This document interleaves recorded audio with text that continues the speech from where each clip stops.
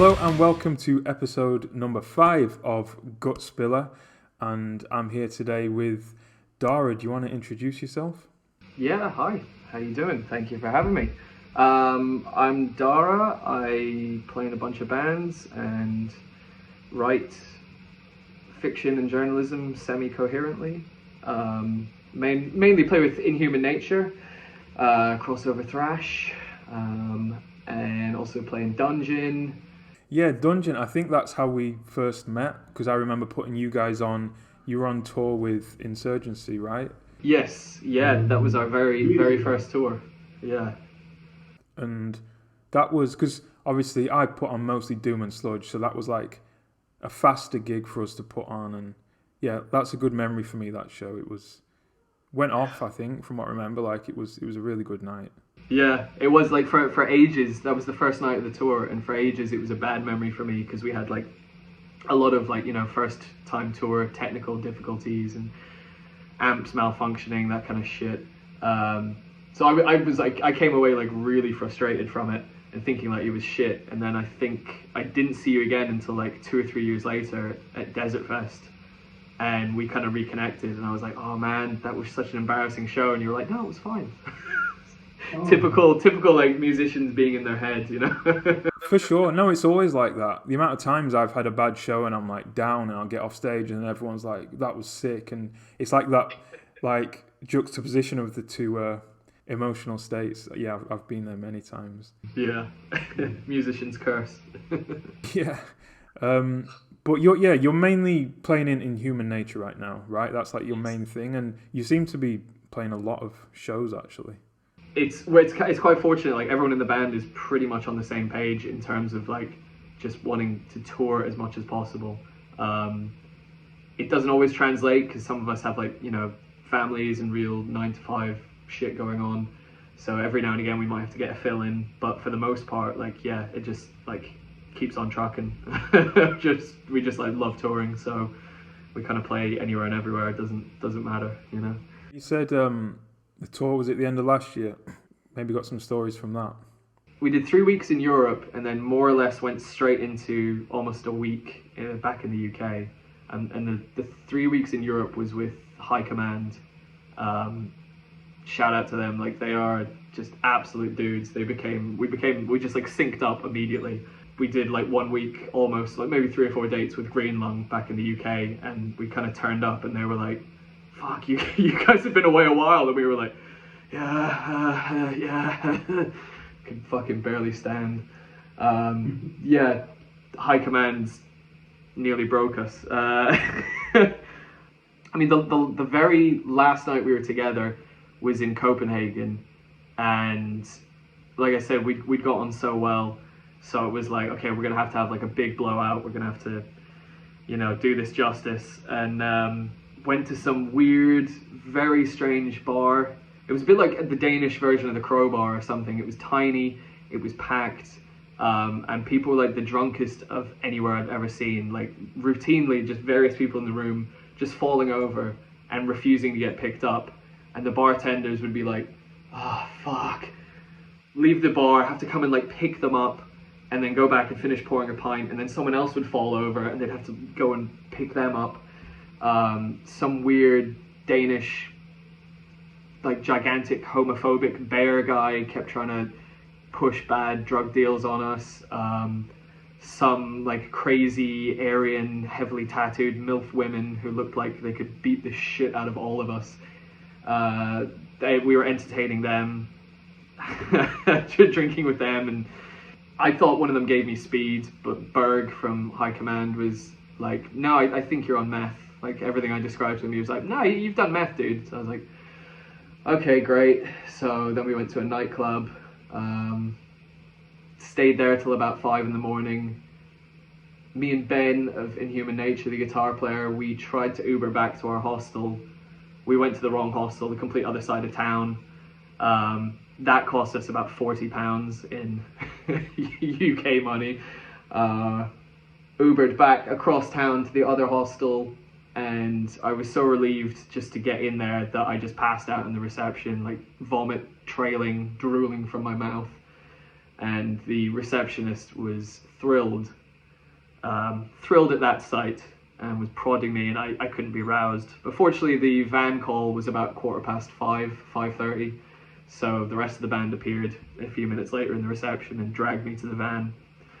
And then we drove 10 hours to Solingen to play the final show of that EU run, so, which was shit, unsurprisingly, because I was dying.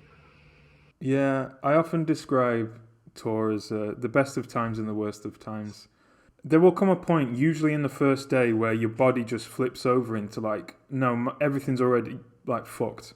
So I'm just gonna go with it. Like either that's you didn't get any sleep, or you had to get up ridiculously early in the first place, or you didn't eat all day and then ate a massive greasy meal in the evening, and then it's just like, we're just going with that now. And I'm going to maintain that for the whole tour. And I'll deal with the consequences when I get home. The last 3 times we've toured the UK, apologies to who's listening to this if this is too much information, but the last 3 times we toured the UK, like clockwork, I've gotten hemorrhoids. Like, the tour has barely begun, and my ass is just like, okay, let's do this. And that was a fucking terrible one. Like, we were playing in Birmingham, and it was like, I couldn't do anything. It was like I was sitting on a knife edge. And usually I like to thrash around on stage. Like, I like to release a lot of energy and run about like an obnoxious showboat. And I couldn't even fucking move. And it felt so alien to me. It felt uncomfortable as hell because of the searing ass pain. But also just uncomfortable because I was so used to running around and whatever, and I just had to kind of stand there. And at one point I was like, fuck it, I'm just gonna have to turn my back to the audience. They're gonna think I'm a pretentious dick, but it's like I can't face this. So I just kind of just stared at my amp and plugged away and couldn't wait to get off stage and take a bath. You raise a good point. It's like, because when you're on tour, because you are pushing your body, as you say, no sleep, bad food usually, that's when, if you do have any kind of illnesses or mental health problems, they like choose to rear their head at that point, which then just makes everything 10 times worse. Yeah, no, 100%. Like, just like at home, if I don't get if I get like a week of bad sleep, I can feel my mood shifting and things like that. So to then have that on the road, it can be like a fine line. You can really be like on a kind of razor's edge, because part of me is just like, you're fucking doing this, you're on tour, this is what you love, this is great, so just, you're feeling depressed or whatever, anxious, but just push through. And sometimes that works, then other times you can kind of, like crumble a little bit or spin out. It just depends how things are going, and if you're around good people who are kind of supportive, and everyone's always ready to kind of have a laugh and keep a sense of humor about things, that can see you through. Speaking about jobs, I mean, because we've played the Black Cart quite a few times, it's probably the venue we've played more than any other, and it's probably true for a lot of bands that, but obviously you used to work there, so we used to bump into each other there. I know you always were like, I want to come and see you, but I'm working, so I don't know if I can. But so you were very kind of embedded in the Camden scene, I guess. I mean, Chris the drummer Dungeon has been managing the Dev since about 1000 BC. So I was always drinking there, always hanging out with him there after hours. We'd play there. I went through a 3-month period of self-loathing where I ended up working at the World's End for some inexplicable reason. So was in Camden there. I worked in a fucking wank Americana restaurant and cocktail place on Kentish Town Road. So it was like, every time I tried to get away from Camden, I always ended up coming back. I was at a place opposite the Roundhouse for a while that was horrible. And then I'd sworn off Camden for years, and then just through like some mutual friends, I was able to get a job at the Black Heart when I really needed one. I was unemployed and broke. And yeah, it just ended up, I was there for like 5.5 years. And ended up kind of like being the assistant manager, a kind of role of authority I've never held anywhere before or since, thankfully. But so fully embedded in Camden for quite a few years. Yeah. But now you've moved on to, I don't know, civilian work. Yeah. I just wondered when I saw that, was it like, well, I guess you just said it then, like you didn't necessarily always want to be working there. I don't know if it feels like you finally got out or whatever. I don't know.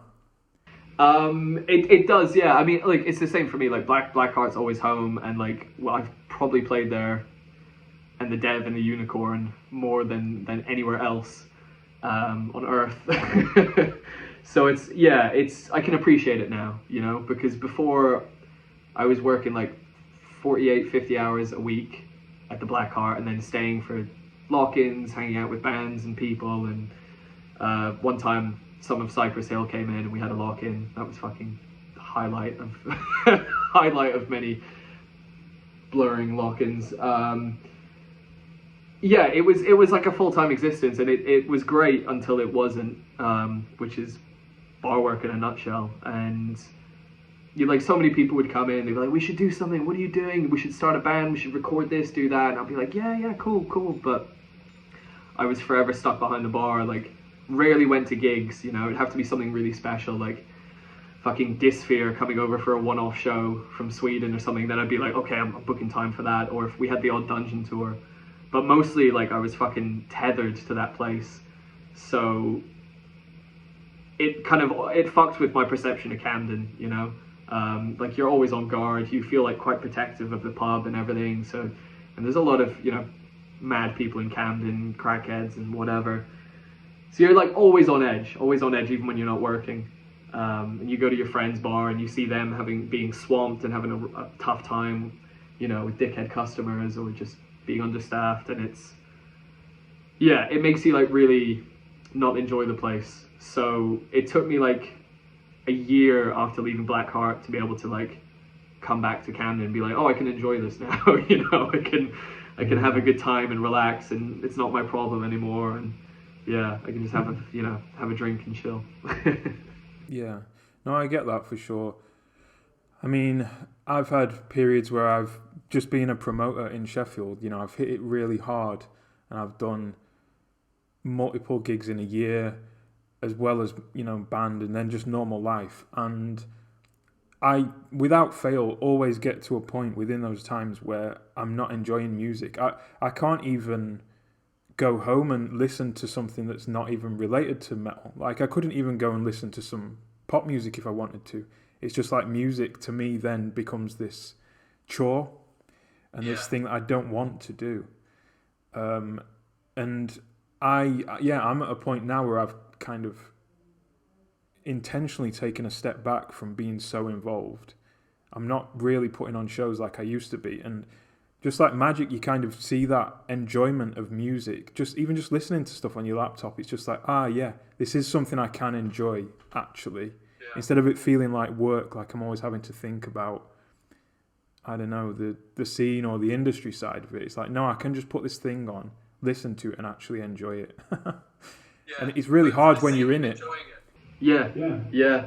It's like when you love something so much and you put a lot into it, whether it's promoting or recording or playing or whatever, and if you care about it so much, it can bleed into like that, just the recreational side of things, like there was a lot, like especially in the kind of midpoint of Dungeon, there was a kind of me and the drummer Chris wanted to take things like in a much more like kind of crusty punk direction, and I was kind of so much obsessing about that it's one of my favorite subgenres, and I started to get like turned off by it because I couldn't just listen to that type of music anymore for the enjoyment of it, for the leisure, because my brain was constantly working, being like, oh, I see how they've done that there, maybe we could do something similar, and blah blah blah. And it's like you're just going round and round in your head, and it's like you just need to take a step back and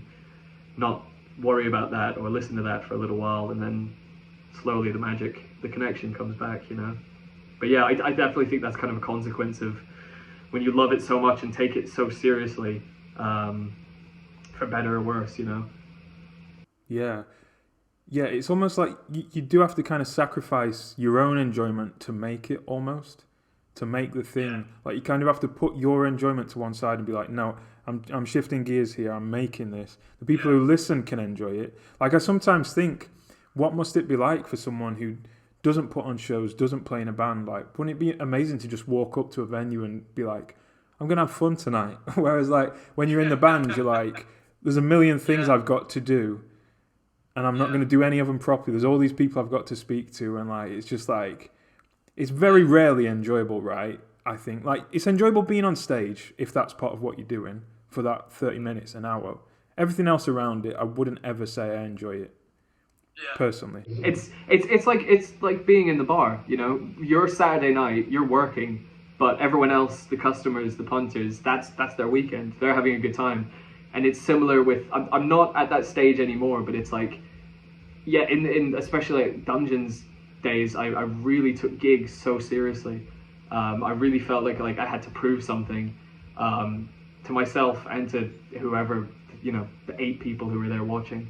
And it's like, yeah, that's for those people who are watching, it's just, that's them, we're going on a night out, we're having a gig, it's going to be fun, you know, whatever.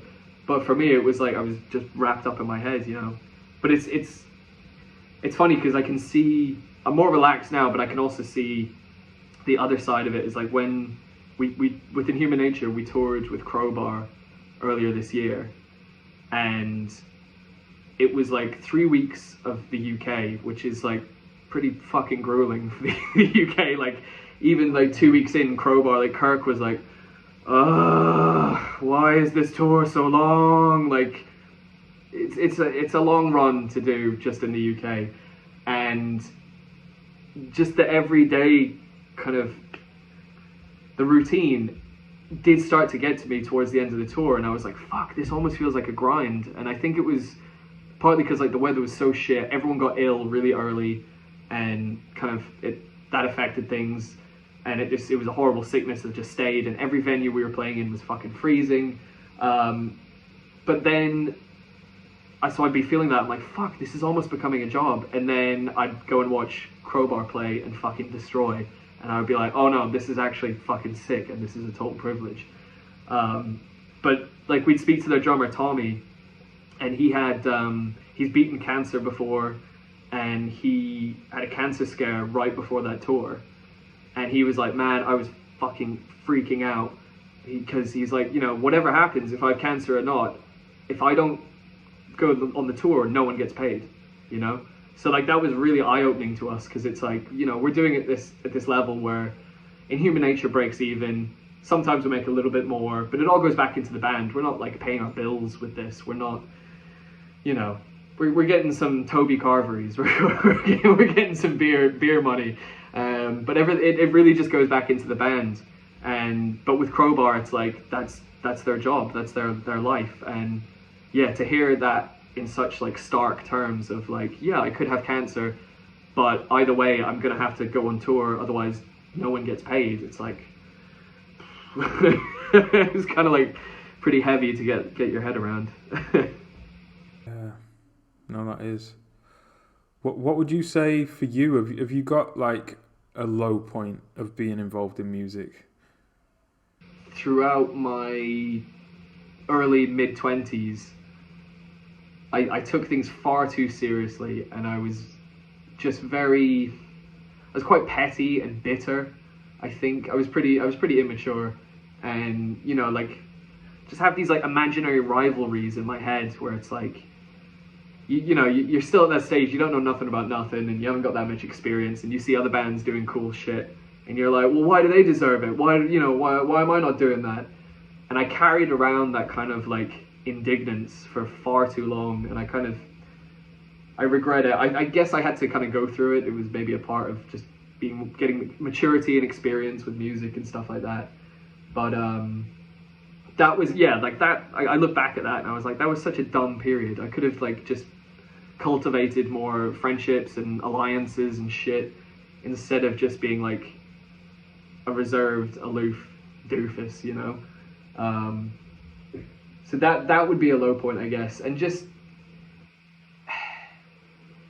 I guess towards my final years at the Black Heart, there was a lot of inner turmoil, because I just felt like life is passing me by. All these opportunities to do music shit is passing me by. I'm stuck behind this bar 50 hours a week, even before doing all the after parties and lock-ins and all that bullshit, and I'm getting nothing done, and I've got I've got like kind of a, you know, stupid deranged mental health anyway, where I feel like if I'm not, you know, constantly doing this thing that I obsess over, whether that's, you know, writing or if it's music, if I'm not doing it frequently, I feel worthless. I feel like you know, I'm losing my edge, I'm losing my touch, and I've got nothing to say, nothing to offer. So being stuck behind a bar year in, year out, doing the odd tour, the odd show, it just it towards the end it got really, really difficult, and I had to that was like one of the main motivations for leaving. So that was like a continuous running along low point, you know, for a couple of years.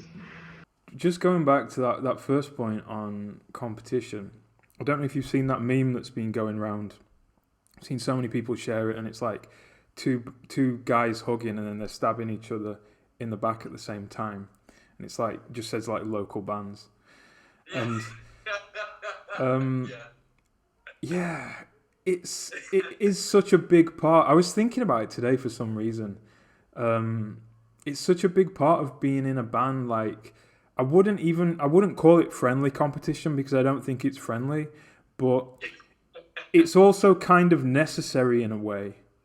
There's like, it keeps things moving. Like, if everyone was just like patting each other on the back, oh yeah, you're sick, I don't know, I feel like everyone kind of would just like plateau, but everyone's constantly trying to like prove themselves and outdo their friends. Yeah. No, absolutely. And I think it's a really fine line, because I agree. I think like some healthy competition, some healthy, you know, minimal ego, like, I think that's great. It's a great, you know, I try and use that now to just spur me on. I try to push it in a more like positive kind of direction.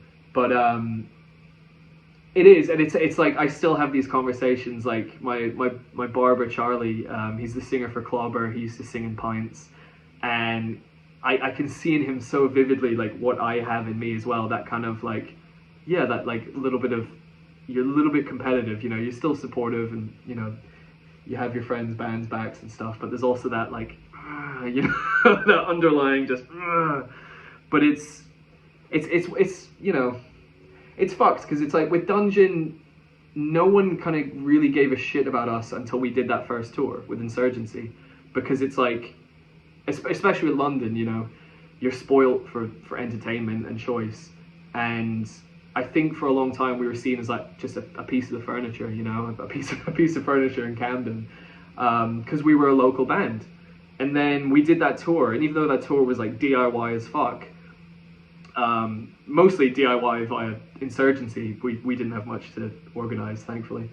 Even though that tour was DIY as fuck, we still came back from that, and from like that point on, like our London shows were suddenly like very well attended, and people were super enthusiastic about the band. And I think it was like this little step in people's minds where they're like, oh, okay, they're not just like the local house band, you know, they're actually going out and doing stuff. Maybe there's something to this. So it's like, yeah, I do get the kind of competitiveness of being a local band, because especially in places like London, you do kind of get seen as that until you start branching out and going to other places. So yeah, it's a tough one. Like, you don't want to be, you know, too bitter, too competitive, but you also want to break out of that local band mold. What is your most important ideal when it comes to being, like, what are you trying to convey? What are you trying to do with your music? What are you trying to get across? I don't know if I'm trying to convey it to people at large, but I definitely try to convey it for myself. And it's going to sound very pretentious, but freedom, like freedom. All I want to do, all I think about day and night and make myself sick with, is thinking about like having a life of like writing and playing music. And when I don't do that, like I said before, I start to feel sick. You know, I start to feel worthless and angry and shit like that. And everything I do musically, it's for me anyway, it's a constant reminder of striving, and of like pushing, just keep pushing, keep doing this, because if you do it long enough, maybe, you know, you don't have to do a fucking job anymore. Maybe you don't have to have that torture. You know, everything is set up for you to fail as a musician. You know, there's no, like, again, back to Crowbar, like, legacy band, fucking, you know, the fact that they, you know, like, their drummer Tommy was like, man, I'm going home broke. I'm going home broke. I've got debts. I've got this or that. And maybe I was naive for not imagining a band of that caliber to, you know, that status to have those issues. But that, it was worrying, but also it made me feel okay at the same time, because I'm like, fuck, then we're not that much different, you know, because we're out here broke as well. Everything is designed for you to have to hang up your guitar and get a 9 to 5 and fucking have some kids and go to the pub after work and on weekends, and don't do anything creative. Don't do anything that takes time, you know, like in that kind of context. That's I feel that a lot, and especially in the UK, you know, there's you know, COVID made that obvious. There was no support for the arts, you know, really, especially like at our kind of level. So you have that constantly where you feel like, I'm not a professional, or I'm not worthy, I'm not this or that, and everything's telling you, you know, there's no money here, there's no, you know, it's, so I get on stage and I just think, like, this is what I'm meant to do, this is what I'm here for, I'm gonna fucking do it. And I know in a couple days time the tour ends and I have to go back to work, but it doesn't matter, because tonight I'm gonna fucking give it everything and destroy. And you keep pushing it, and eventually you'll be living it full time, you know. So I don't know if I'm conveying that to other people, but that's definitely like what I'm kind of always feeling inside.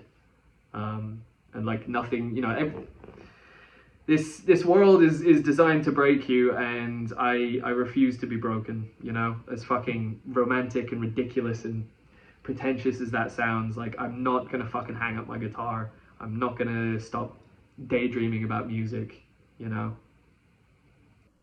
No, I get it for sure. Like, in our band, we have a saying that what we do is like a war on reality. That's how we put it, to make ourselves feel better. It's just pushing back against reality, just for the sake of pushing back, because everything around us is conspiring to crush this thing that we love and to just make it disappear. But we're just pushing back, like, and that's just all we're gonna keep doing. And as much as I love that. And as much as it is a fucking ball ache and a stress and a turmoil, there's some glory to be in that struggle, you know. There is something fucking, you know, whether you make it or not, and like, who knows what that even means, you know. Just the fact that you do have that, you have that reason, you know, that struggle. Like, I think that's a beautiful thing, you know. And I think it's worth having. It's a worthwhile struggle. Have you got like a really meaningful connection that you've made through music that you wouldn't have had otherwise? Yeah. Yeah, my musical life partner, one Chris Parker, captain of the Dev for 900 years, and drummer of Dungeon and Venom Wolf, and, you know, he's pretty much the 6th member of Inhuman Nature, always bailing us out. Yeah, just, that's like probably my most long running and treasured and important connection that came about through music. Chris was like among like the very, very first handful of people I met when I just got to London when I was 18, and definitely like didn't always see eye to eye in the early years, but, you know, like, we were in our very first like proper band together, you know, doing first London shows, and kind of, you know, went away, came back together, you know, ebbed and flowed over the years. But, you know, when I write songs, I have Chris in mind, you know.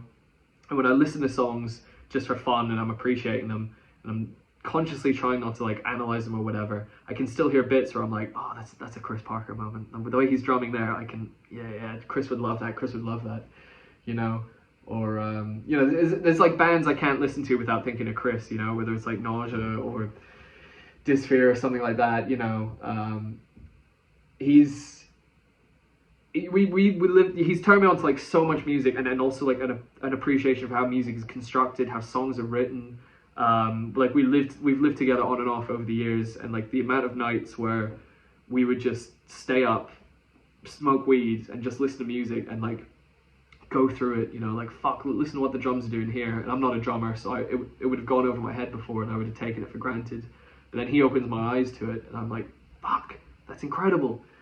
And then he filled out in the kind of the last week of that EU tour last year. We did all these Scandinavian dates, and that was like, you know, that was the first time I was doing it with Chris, and that was so special to us because we love Swedish death metal, we love Swedish cross punk, we love Swedish hardcore and whatever. So to be playing, you know, these countries with him, it was like, it was so fucking nice. It was like a circle was completing, you know. And the same, you know, where when I met him, I was just getting into sludge, and I was listening to I Hate God and shit, and Weed Eater and Down. And then to have him fill in on the Crowbar dates and watch Crowbar together, and it's like, fuck, you know, I remember being 18, 19 years old, stoned in your kitchen, listening to New Orleans sludge, and now here we are in a packed out place in Belfast with Crowbar watching them play. Like, yeah, it's crazy. So that's my a really nice connection that has come about through music is Chris. It was funny when I heard that you guys, well, about you guys in Dungeon, because it was just two people very much a part of the Camden scene in the same band. And yet Chris has always been great to me. Like the amount of times I've stayed over at the Dev, so I haven't had to buy a hotel. In fact, when we recorded our first album, which was in London, he put us up and the producer for like 10 days. And I think he even moved someone who like kind of was staying there out of a room so we could stay. And the amount of times he's just like put us on at the Dev, just like no questions asked. I've just messaged him like, I want to do this show. I've got a band coming over from Japan. And he's just like, yeah, we'll pay you this much. We'll sort it. Yeah, he's also really a strong proponent of, yes, we are like always going to be a free entry venue, but we will pay bands. If we can, you know, put them up upstairs, we'll do that. If we can get them a bit of rider, we'll do that. But they're always getting some money, and that's like super fucking important. You don't see that a lot in the UK. You know, he'll really kind of go above and beyond for bands. So it's very heartening, you know. And the Dev, as it exists, it wouldn't without Chris, you know, with everything he's given to it. So. Do you have anything you want to plug that you're working on, or do you want to talk about your writing, or? So we're working on a new Inhuman Nature album. We'll be recording that in Leeds in November. That's coming together quite well. That's the first stuff I've been contributing songs for the band. Because up until this point we've just been touring and not writing. So that'll be cool. That'll be coming out later this year. We've got with the singer of Inhuman Nature, Chris. He has a distro and publishing kind of print thing called Mercenary Press. So we've done 3 books together with that. We've done like an Inhuman Nature tour diary from when I just filled in a couple of years ago. An Inhuman Nature tour diary for this EU run last year with High Command. That's full of like my writing and his photos, and it's fucking sick. And then he's also published a collection of my short stories, Dog Shit and Cancer, which is in its 3rd print run now. Where can people get them? Just from the Mercenary Press, Big Cartel. And then we're working on another book which will be out later this year. That's just about this artist and activist community outside of Bristol called Rockaway Park. We were there recently, so yeah, I think that's enough of my butt plugs. And then building. What are you doing? Are you building gardens, landscape gardens? Building gardens, destroying more than building. I finally finally found it. I've done many jobs over the years because I struggle with employment and bosses, and especially after COVID and leaving Blackheart, I was like, you know, stuck at home like everyone else was during lockdown, and I missed touring and playing so much. And I made a conscious decision of like, from now on, I'm gonna find jobs that work for me rather than the other way around. Anything that'll help me, you know, just do music as much as possible. So yeah, my latest latest employment odyssey. I'm laboring for like a hard landscape business. So it's like, we still deal with the horticultural aspects and the environmental kind of things, but it's a lot of construction, a lot of destruction as well, tearing up gardens and demolishing sheds and walls and shit like that. It's a lot of fun. I quite like physical, laborious jobs. I kind of missed being on my feet when I left the Blackheart.